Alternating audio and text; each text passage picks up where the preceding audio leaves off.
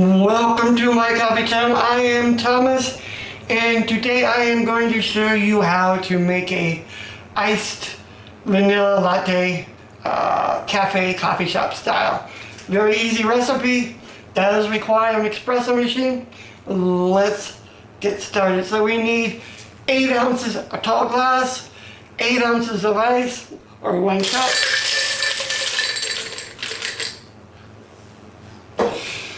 We put 4 ounces of espresso or 2 shots, 120 milliliters.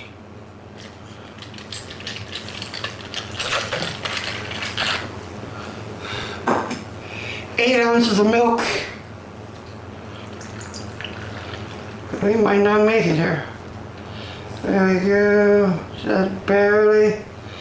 And 30 milliliters or 1 shot of vanilla. I prefer Torani syrups.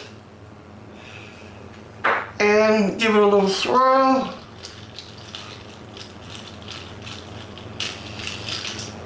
And there we have our iced vanilla latte. Cafe style, as good as anything you're going to get from Starbucks. At a fraction of the price.